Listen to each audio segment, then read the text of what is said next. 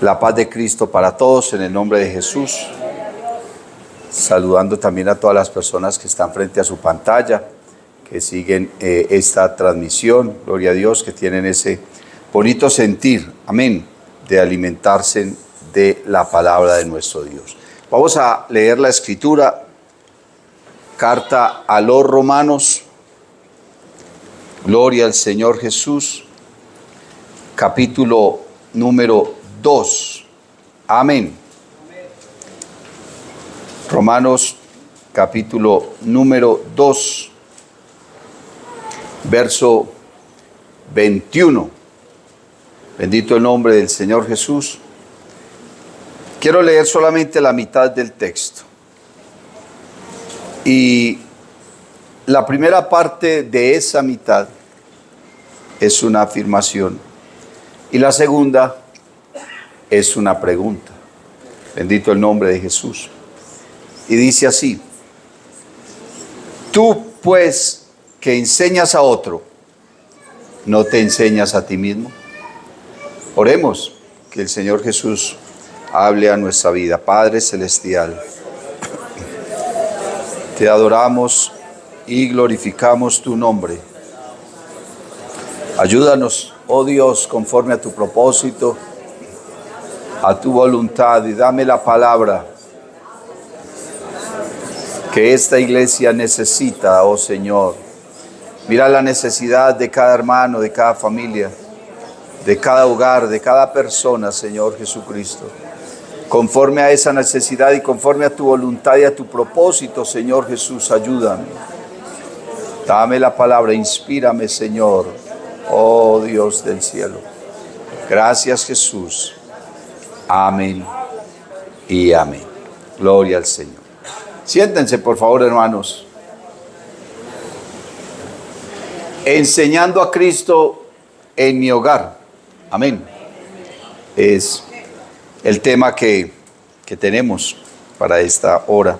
Gloria al Señor.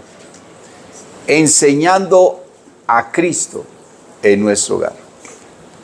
Bueno, creo que una de las responsabilidades altas que tiene una persona es la responsabilidad de enseñar.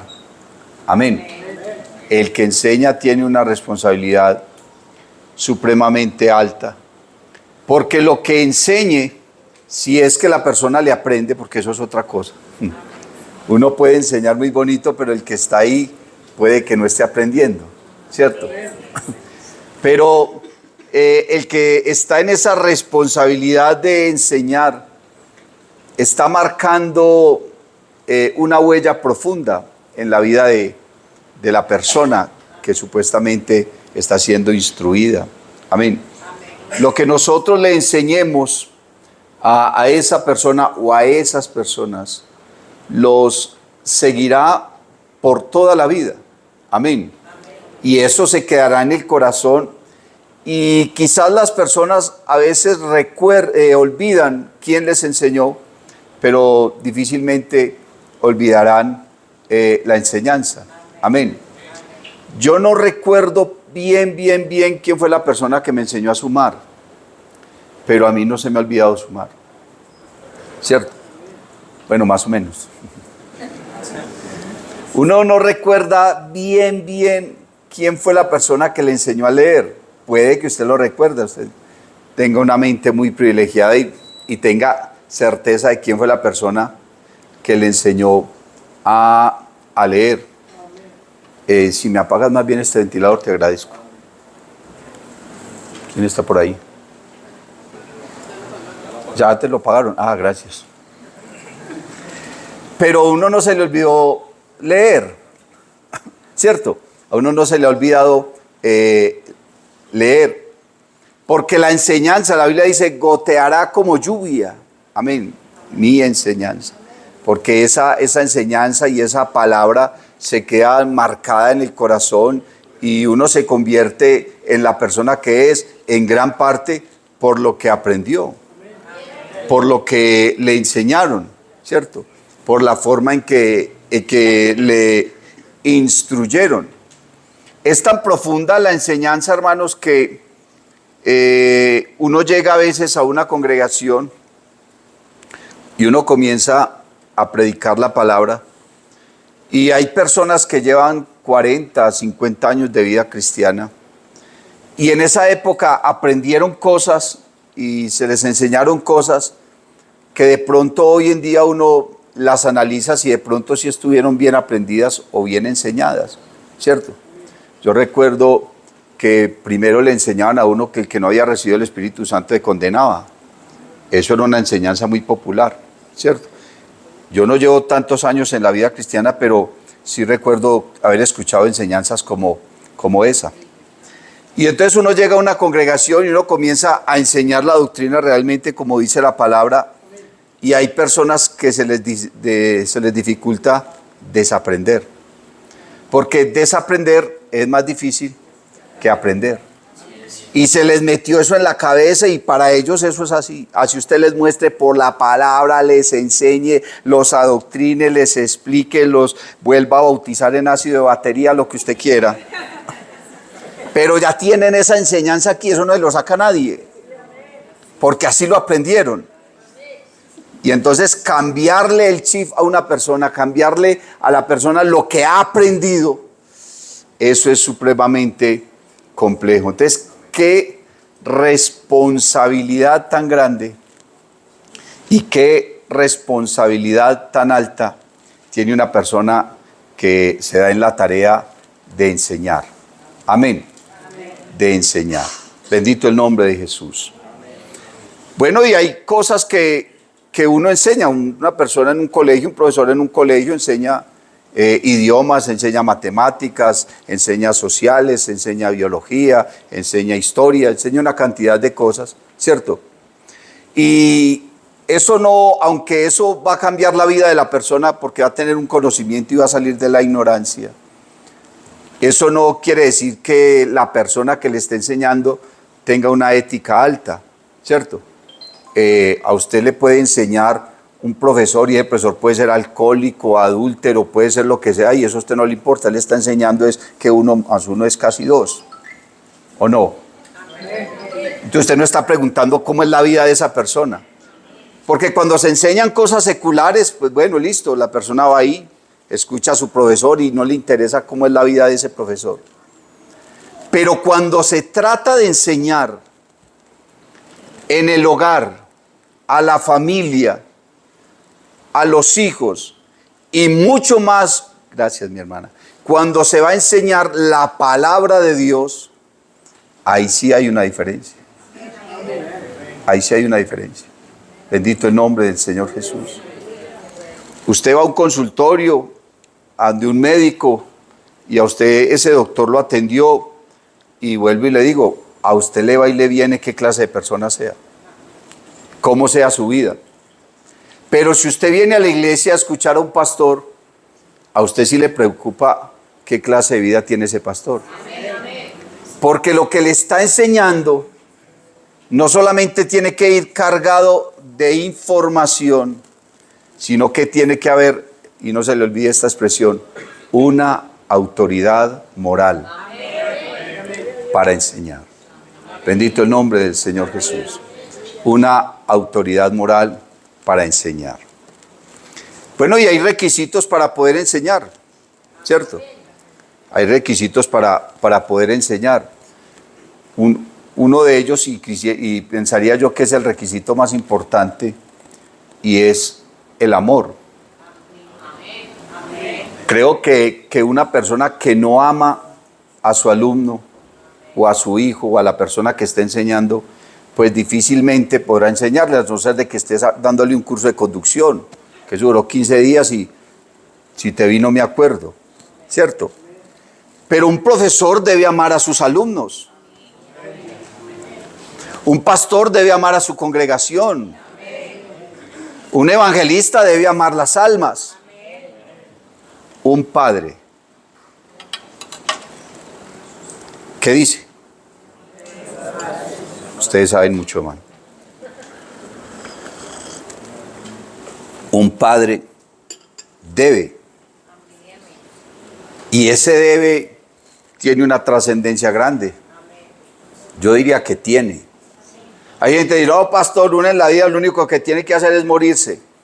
Pues entonces le va a tocar morirse, mi hijo, porque hay muchas cosas que uno tiene que hacer.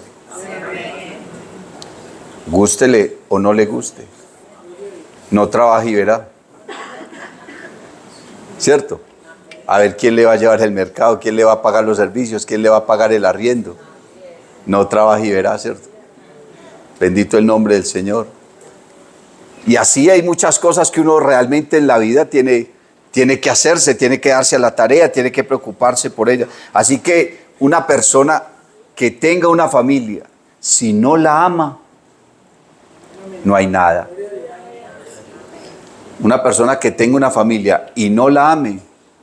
Y lo más triste es que cuando hay ese desamor, pues la familia lo nota claramente. La familia se da cuenta claramente que ese papá, que esa mamá, que esos abuelos no le aman, ¿cierto? Que más bien lo están obligando, lo están presionando a algo. Bendito el nombre del Señor Jesús. Entonces una enseñanza sin amor, hermano. Y ahora tendríamos que entrar en el área de esa palabra amor, ¿cierto? Porque realmente ¿qué es lo que quiere decir? Porque hay diferentes tipos de amores. Nosotros la palabra amor, ahí involucramos todas las cosas. Una amistad y el día del amor y la amistad, y entonces tiene que ver con el amor y te doy la tarjetica, la florecita, no sé qué. Bueno, ya no dan tarjeta, ya mandan es una imagen que ni siquiera la diseñaron ustedes mismos.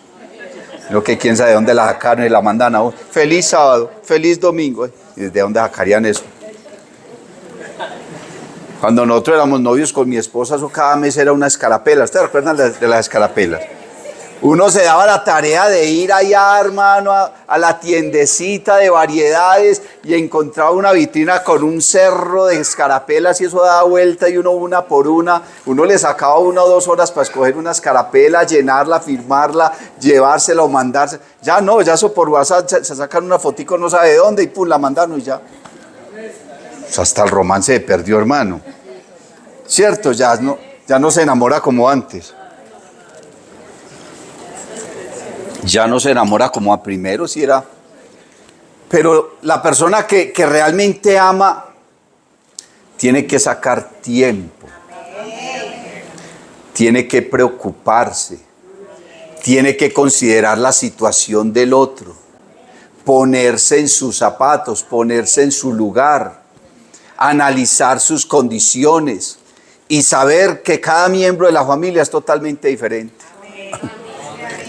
Diferentes, así usted mismo le ha enseñado, vea, hermano, yo a mis hijas, a todas 2 les enseñé a leer, a todas 2 les enseñé a sumar, a todas 2 les enseñé a amarrarse en los zapatos, a montar en bicicleta, pero me salieron diferentes. Una cosa, yo las analizo y es una cosa de loco, yo digo, pero ¿cómo pues tan diferentes? Les dimos la misma comida, hasta la misma ropa. Que miramos foticos de las niñas y yo, amor, ¿cuál es esta? Es que es el mismo vestidito. A veces hasta la misma ropita, ¿cierto? Porque ni alcanzaba. Pero los hijos son tan diferentes. Y si usted no aprende, hermano, esa diferencia y que el trato con cada uno tiene que ser diferente, entonces usted no podrá ser un enseñador exitoso. Si usted quiere tratar a todos los hijos igual y de la misma manera, ya perdió.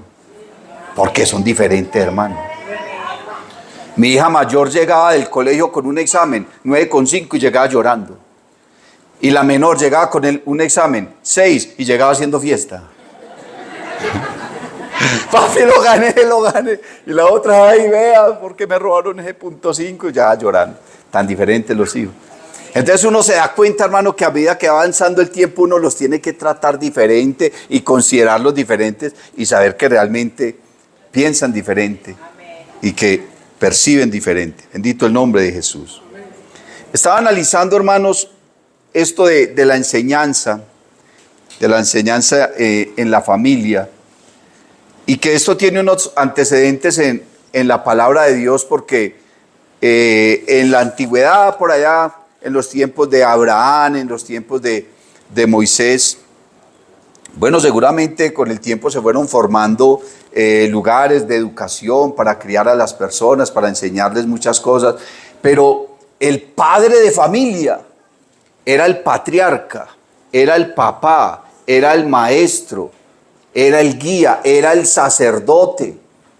El padre de familia hacía, hermano, una cantidad de cosas por su familia. Por eso la Biblia dice, el hijo sabio alegra al padre. ¿Por qué dice eso? Porque era el papá el que estaba llamado a darle toda esa instrucción. Dice, mas el hijo necio es tristeza de su madre. ¿Por qué? Porque el hijo necio lo castigaban, y lo castigaban la ley, y en algunas ocasiones los apedreaban. Yo creo que a una mamá no le parecía muy agradable que a su hijo lo cogieran a punta de piedra. Por eso la Biblia dice ese tipo de cosas. El hijo sabio alegra al padre, mas el hijo necio es tristeza de su madre. Quedó malcriado, y como quedó malcriado, usted no lo corrigió, entonces la ley lo corregía.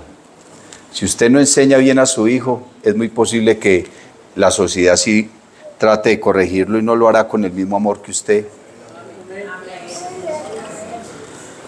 Porque si usted es de los que llega el niño a la casa y usted le revisa los cuadernos y todo, y llegó con un sacapunta que no era de él, mi amor, este sacapunta no fue el que yo le compré.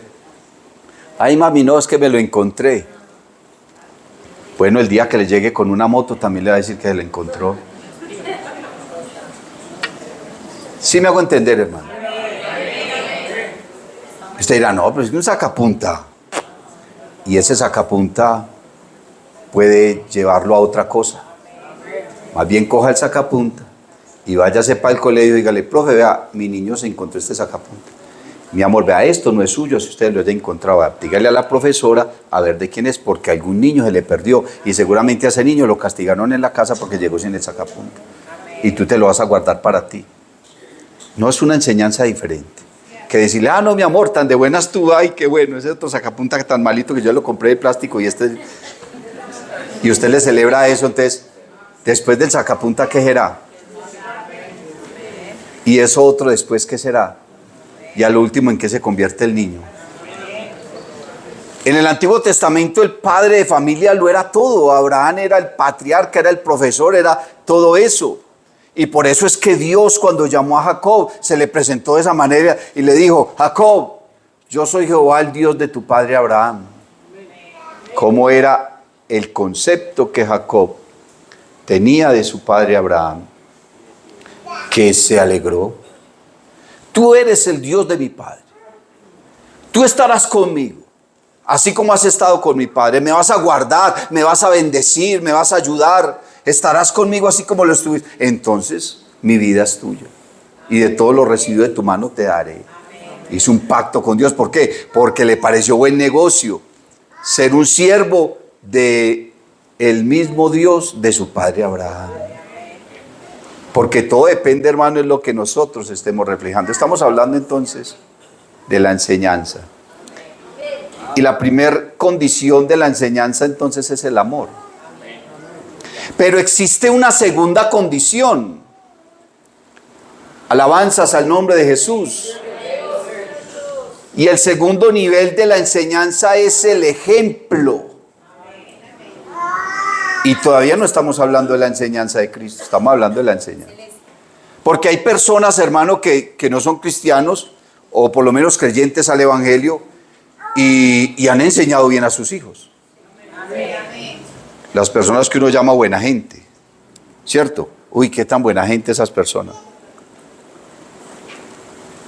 Mi abuela no es cristiana evangélica, pero esa mujer tiene un celo por las cosas y una honestidad.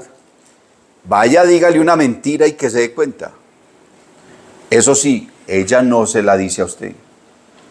Es de esas mujeres de temple de años atrás, que eso era gente correcta, que hacían un negocio con la palabra. Vea, le vendo ese lote, de esa piedra, de ese palo a la quebrada, y ya, y listo. Y al otro día viene alguien, vea, yo le compro esa, pero le doy el doble. No, señor, ya lo vendí ayer. Es de esa gente que eran así, de palabra, que compraventa, que no sé qué, que la multa. Pero esa gente de esa época era diferente. Yo no sé cómo serían sus abuelos, sus padres. Esa gente era muy recta. Mi abuela es así. Todos los días lee la Biblia. Todos los días reza su rosario, una cantidad de cosas. Yo recuerdo de adolescente, en una ocasión, fuimos a visitar allá la casa de mi abuela y fuimos con el esposo de una tía mía y estábamos por allá caminando y había por allá un pollito perdido. Yo no sé qué hacía un pollito perdido porque las gallinas culecas son muy celosas, ¿sí o no? Más celoso que gallina culeca. Y nos cogimos ese pollito y llegamos allá a la casa de la abuela con ese pollito. ¿Qué le dije? ¿Ustedes de dónde sacaron? Hermano, que ahí nos pega la mujer. Vaya, llene ese pollo, porque lo llena donde estaba por allá. Entonces déjelo donde lo encontró, que a la gallina lo encuentra. Pero eso no es de ustedes, respeten, con no sé qué. Eso nos dijo de todo. Menos mal yo era un adolescente tirando a niño. Pero dígame si otro señor que estaba conmigo, que ese sí era mayor, ese sí se llevó la peor parte. Hermano, había gente muy correcta. La Biblia dice que hay impíos con obras de justos. Y hay justos con obras de impíos. La mejor forma de enseñar es el ejemplo. Y el ejemplo no se dice, es que lo extraordinario del ejemplo es que el ejemplo no se expresa con palabras. El ejemplo es el ejemplo. Pablo dijo, lo que visteis en mí, esto haced, y el Espíritu de Dios estará con vosotros. Ese ejemplo, hermano, ¿por qué? Porque nadie te conoce, no como dice la canción, sino que nadie te conoce como te conoce tu familia. Nadie. Las personas que más nos conocen son los que habitan con nosotros. Nadie te conocerá de otra forma más profunda que aquellas personas que habitan con nosotros. Que eso nos ven todos los días. Conocen todas nuestras caras. Bueno, uno nació con una sola cara y esa es la que a usted le tocó. Pero una cosa es la cara que usted tiene y otra cosa es la cara que pone. Y la cara que pone frente a las circunstancias. Y las circunstancias cambian el rostro. ¿Cierto que sí? No es lo mismo cuando usted está enojado o cuando está llorando, usted unas muecas para todas raras. No lo mira cuando está para recibiendo bendición y dice, uy, Señor. Usted recibe esa alabanza, qué bendición, Padre mío. Porque cuando estamos llorando ponemos una cara, o cuando estamos riendo otra, o cuando estamos a carcajadas otra, o cuando no tenemos con qué pagar otra, o cuando nos dicen que estamos enfermos otra, o cuando nos dan otra mala noticia otra. Entonces uno pone una cara, depende de las circunstancias. Y los únicos que le conocen a ustedes, todas las chapas, toda la cara de su familia. Entonces su familia están en una circunstancia, no, pero ¿qué nos vamos a poner con eso? Yo ya sé mi papá qué va a decir. Yo ya sé mi papá qué va, yo ya sé mi mamá cómo se va a poner. No le diga a su papá, mi hija, porque como ya saben qué cara va a poner y qué reacción va a tener y qué actitud va a tener. Entonces a veces eso en la familia se genera un ambiente bueno o malo, de acuerdo a lo que ellos consideren quién es usted. Alabanzas al nombre de Jesús. De acuerdo a lo que ellos consideren quién es usted y qué está haciendo de su vida y qué está transmitiendo. Bendito el nombre del Señor Jesús. Tenemos que hablar entonces de la enseñanza, no solamente también desde el ejemplo, sino la enseñanza desde la disciplina. Y crear y fomentar disciplina no es coger un látigo y encender a todo mundo, hermano, y cascarles con una chancla, con un palo, con una vaina. ¿Ustedes no le llegaron a pegar con los ramales de la vaina de un machete? Con una verbena. Uy, esa sí ardía mucho. Esa verbena es tan fina que hasta escobas hacían con eso. ¿Sí o no? Mi abuela, hermanos, llegaba y nos ponía a barrer con esa escoba de verbena, y cuando nos manejábamos mal cogía la escobita, tráigame la escoba. Y uno, ay Señor, y llegaba y le jalaba 3 o 4 ramas, y ¿sabe qué hacía? Iba y las mojaba. Ay, más bueno. Y las mojaba y tome para que lleve. Ay, hermano, bendito el nombre del Señor Jesús. Eso era cosa dura, esa verbena. Pero imagínese, hermano, una enseñanza sin amor, una enseñanza sin ejemplo, y una enseñanza sin disciplina. Pero cuando estoy hablando de disciplina no estoy hablando del castigo. Porque la perseverancia, hermano, alcanza lo que ¿qué? Lo que la ¿qué? Lo que la dicha no logra. Hermano, la perseverancia, si usted coge a su niño, aunque no le guste todos los días, venga, cepíllese los dientes. Yo no quiero, cepíllese los dientes. Y usted coge y se los... Él con los años, hermano, ya se le van a caer los dientes porque no aprendió a cepillarse. Cómprele una caja. ¿O aprendió? Yo creo que a usted nadie le tiene que decir que se cepille los dientes. Usted todas las noches, todas las mañanas, usted va al baño, se asea, se peina, se cepilla, ¿cierto? Porque sobre todo nosotros en nuestra cultura latina prácticamente todos los días nos bañamos. Váyase para Europa y verá que eso no es sino perfume nomás. Pero a nosotros nos enseñaron a bañarnos todos los días, hermano. Tiene que ver que uno esté muy enfermo para quedarse todo el día en la cama sin bañarse. Pero usted, hermano, salir a la calle sin bañarse. ¿Cierto? Irse a trabajar sin bañarse. Uno no se halla, uno se desespera. No, yo necesito el baño. ¿Pero por qué? Porque le enseñaron. Porque lo disciplinaron. Porque aprendió un orden y siempre lo hacía. Y esa disciplina tiene que ver con la constancia. Y la constancia tiene que ver con la paciencia. Y si usted tiene una familia y usted no los disciplina con constancia y con paciencia, con amor y con ejemplo, no va a poder edificar una familia. Bendito el nombre del Señor Jesús. La enseñanza, hermano, es una de las cosas más complejas porque, y cuando estamos hablando de la vida cristiana, porque estamos hablando de enseñar a Cristo en nuestra casa, en nuestro hogar. O sea que yo tengo que ir a mi casa y después de haber evangelizado todo el barrio y a mis compañeros y a todo mundo, voy a llegar a mi casa a destruir el corazón de ellos. Sí, es un gran evangelista ese. Para mí sería un dolor supremamente grande ser un ministro, tener, hermano, una congregación tan hermosa como ustedes y pararme aquí todos los días a predicarles la palabra y todo el mundo que diga wow, y mi familia perdiéndose. Eso para mí sería una derrota grande. Yo escuché a un gran ministro, un tremendo predicador, en una ocasión diciendo: no me considero predicador mientras mis hijos sean inconversos. Y lo dijo con lágrimas en sus ojos y con dolor en su alma. Porque, hermano, uno no obliga a la salvación a nadie.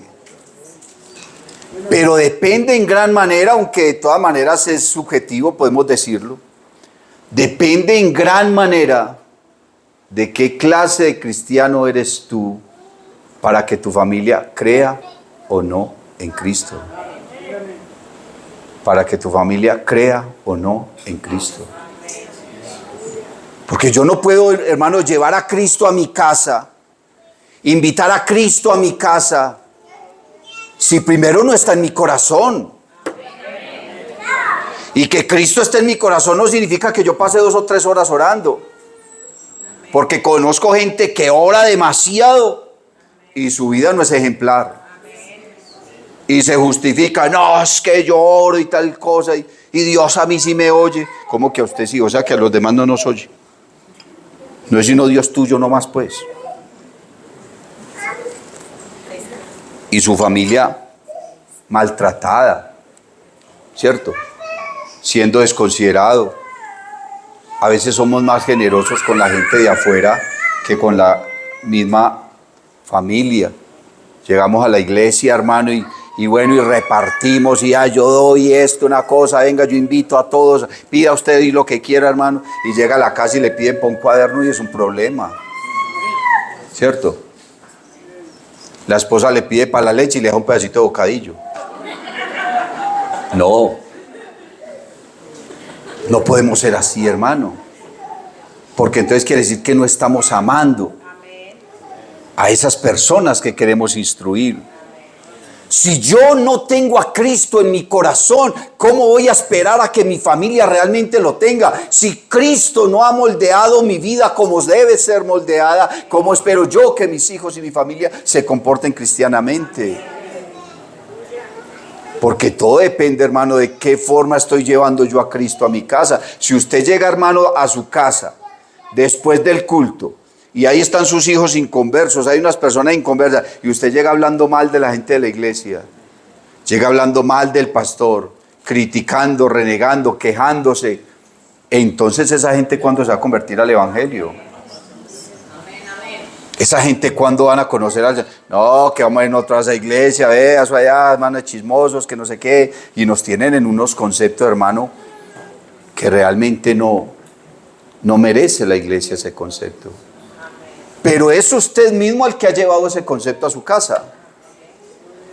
¿Por qué? Con su imprudencia, con su falta de tacto, con su falta de sabiduría. Con su falta de sabiduría. Proverbios dice, la sabiduría edificó su casa, mas la necia con sus manos la derriba. Entonces Santiago dice, si alguno es falto de sabiduría, pídala a Dios. Y Él la dará abundantemente y sin reproche. Hermano, y no basta con ser inteligente. Yo conozco gente supremamente inteligente, pero imprudentes, necios, incrédulos, ateos, rebeldes, pero son muy inteligentes. Oiga, eso hacen una ecuación matemática, lo que sea. Hacen lo que sea. Se aprenden el proceso, son los mejores estudiantes. Todos los exámenes, hermano, full. Salen con beca. ¿Con cuántos profesionales se ha encontrado usted que usted dice, este sí es mucho grosero? ¿A cuál universidad es que fue? Este maleducado, ¿qué fue lo que le enseñaron? No, es que en esos establecimientos no enseñan ética, no enseñan relaciones humanas. Y si la enseñan, pues no sé cómo la enseñarán, porque uno ve mucha gente profesional, muy inteligentes, pero con falta de tacto, con falta de relaciones humanas. No es que hoy en día uno va a un consultorio médico, hermano, y el doctor ni lo mira a uno siquiera. Usted vuelve y sale del consultorio, allá en la curvita, volvió y se encontró con el doctor y él pasa derecho porque no supo que había acabado de estar con usted en consulta. Hey, doctor, no me acabo de ver, pues. No, yo no lo vi. Se la pasan ahí. ¿Y su familia qué tiene? ¿Y su papá es diabético? ¿Y qué ha sufrido? Vea, tómese esto, allá reclama la droga. Chao. Eso fue la consulta. Una cosa es ser inteligente y otra cosa es ser sabio. Porque la sabiduría la da Dios. La sabiduría la da Dios. Y el principio de la sabiduría. Y si yo no temo a Dios, ¿qué clase de cristiano soy? Y si yo no temo a Dios, ¿qué le voy a enseñar a mi familia? Y si yo no le enseño a mi familia, entonces ellos ¿qué van a hacer de la vida? Porque otro de los requisitos de la enseñanza es saber. Ay, hermano, es que yo no me preparé para ser padre de familia. Nadie. Así usted tenga esos hijos programados, usted dice, bueno, vamos a tener 3 hijos, gloria al Señor, no dicen amén.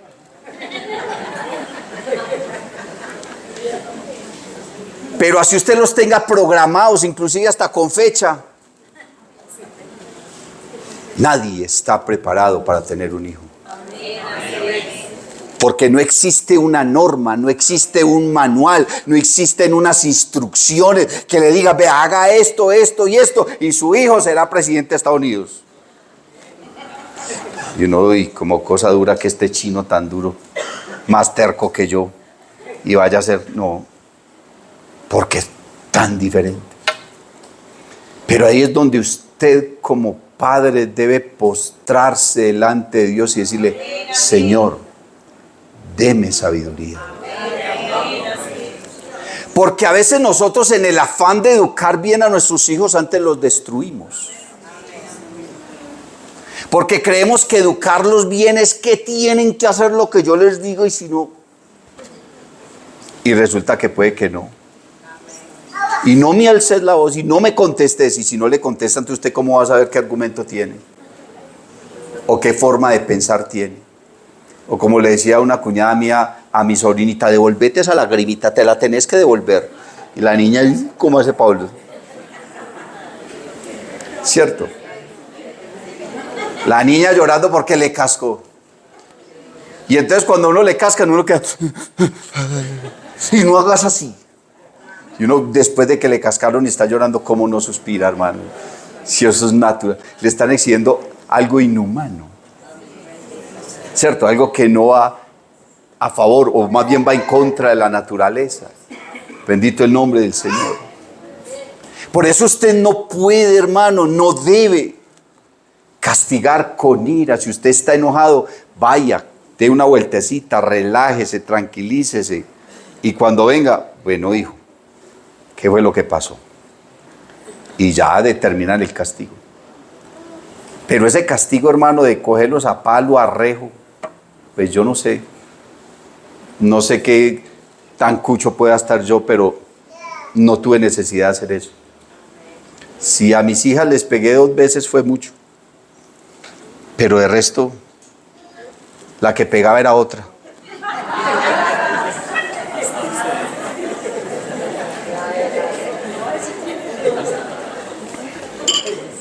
Pero usted coger un hijo, hermano, ¿qué necesidad?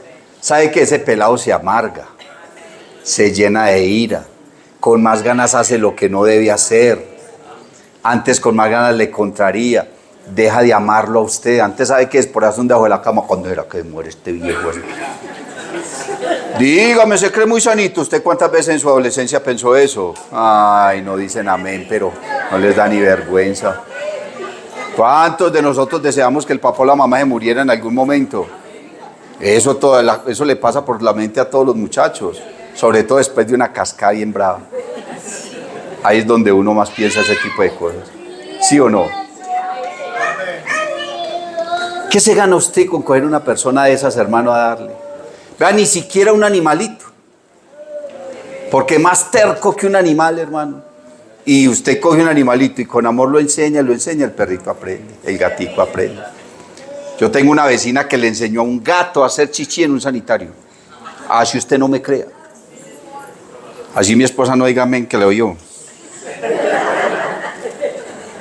Eso era un show, hermano. Usted ver ese gatico que se subía a la taza del sanitario y hacía chichi ahí.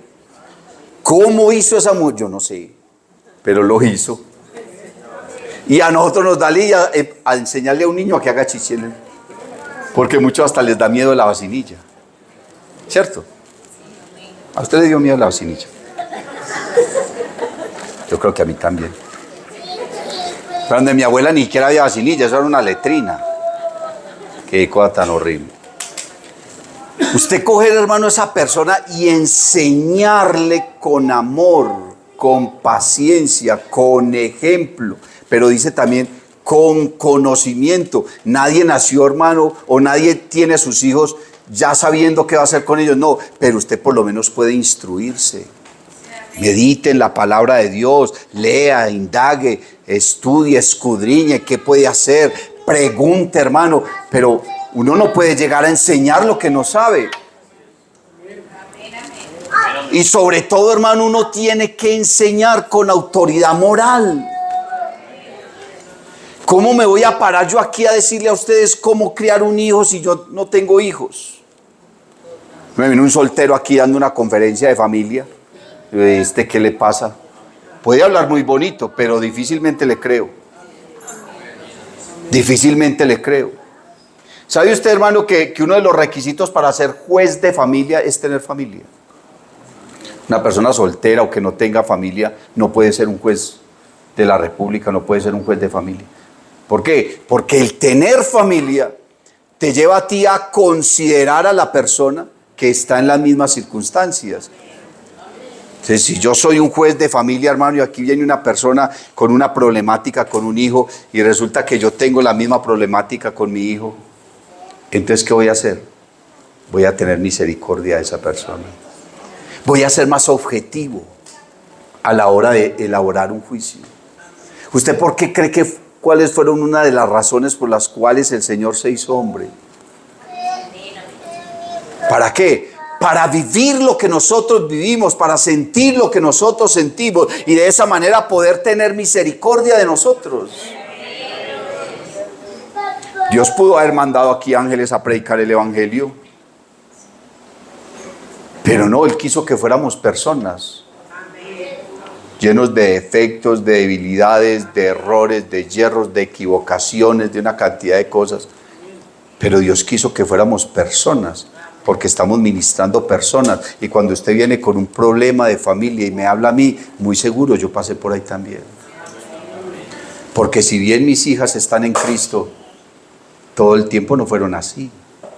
Y hubo dificultades, y hubo momentos, y hubo circunstancias en las que nos tuvimos que poner a orar porque, ¿qué hacemos? No había qué decir, no había qué hacer. No, mi amor, aquí lo único que toca es pongámonos a orar, que Dios nos ayude en esta situación, porque realmente no sabemos qué vamos a hacer.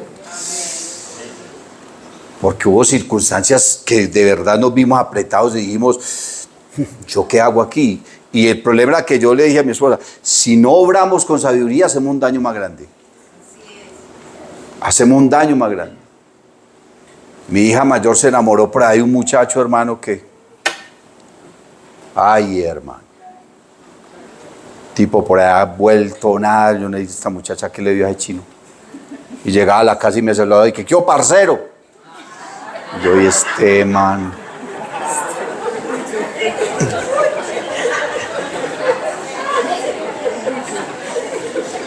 ¿Qué, Cristi? ¿Qué hay para hoy? Así llegaba, hermano, con un tubo, con un olor, y una niña levantada en la iglesia, con la palabra de Dios en la cabeza. Y nosotros, mi vida, ¿pero usted qué le pasa? Ay, no, papi, es que es tan lindo. Usted me deja que él venga aquí. Mi esposa, ay, ese hombre no lo trae. Pero yo, un momentico, mi amor, venga. Pensemos bien, porque creo que es mejor verlos ahí que no que esté por allá. No, pues dígale que venga, así me trate como quiera, pues yo qué más voy a hacer. Ay, que el ministro, el pastor donde todo el mundo lo respete y llegaba a decir que qué parcero.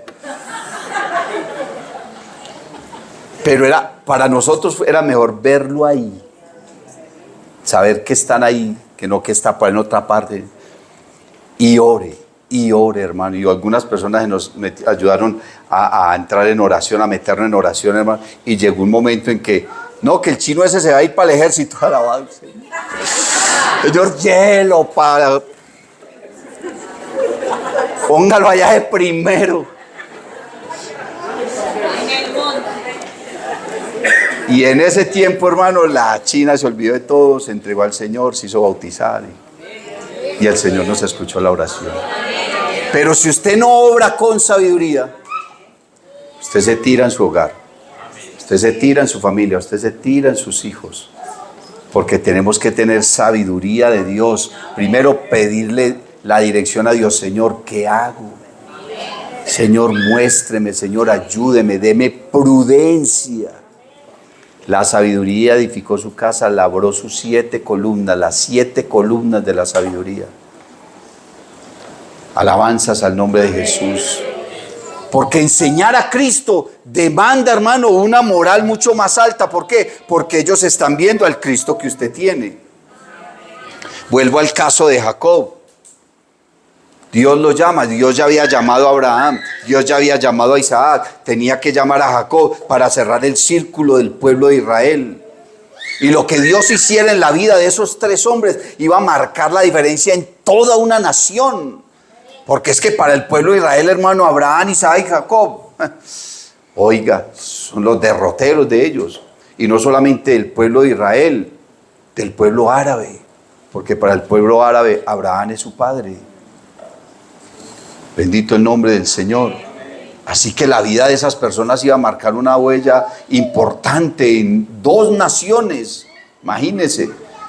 Entonces Dios se dio a la tarea de hacer algo especial en la vida de ellos. Entonces Dios llama a Jacob y le dice, yo soy el Dios de tu padre. ¿Eso qué representaba para él?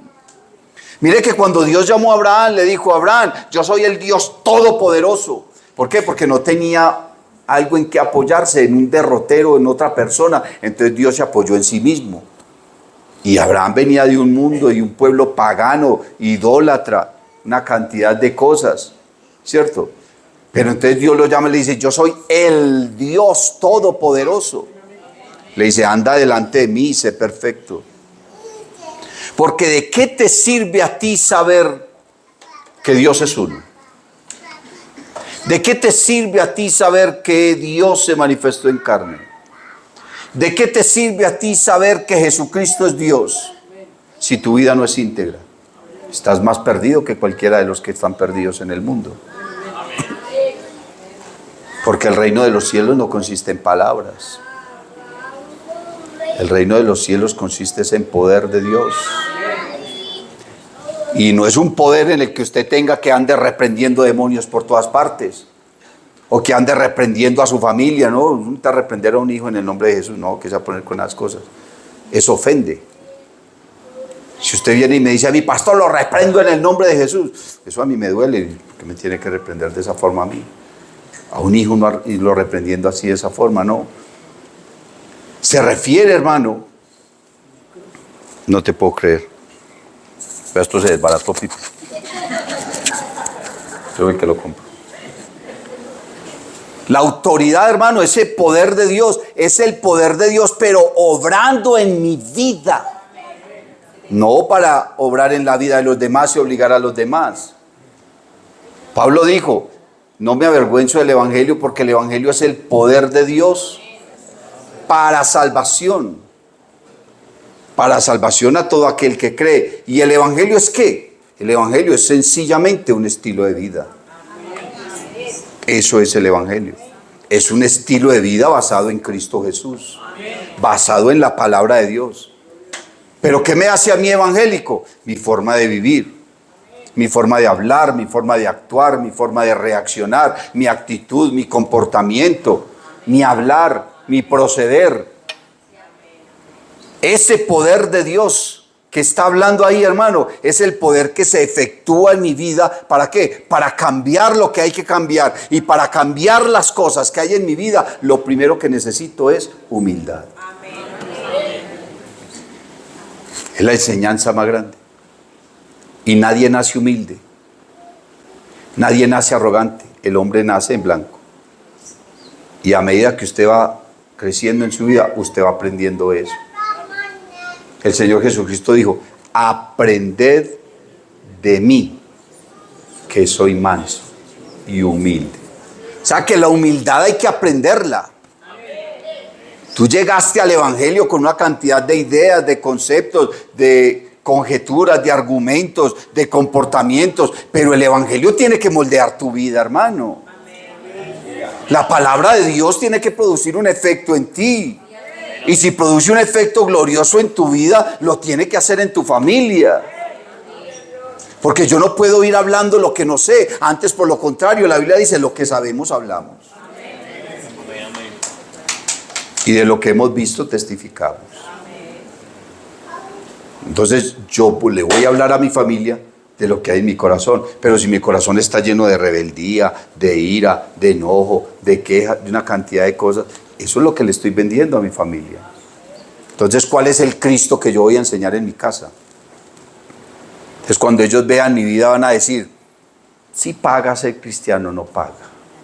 Si paga estar en la iglesia o no paga. O más bien me voy para allí o no voy a ninguna parte, o más bien no creo en nada. Entonces, volvemos al principio. ¿Qué responsabilidad tan alta tiene aquel que tiene a alguien a quien enseñarle, a quien instruir, a quien llevarle la palabra? Yo, para llevar a Cristo a mi familia, lo tengo que tener en mi corazón. No se trata tanto de invitar a Cristo a mi hogar. Se trata más bien de invitarlo a la vida, invitarlo al corazón. Y los frutos por sí solos van a brotar. Que la Biblia dice: por sus frutos los conoceréis.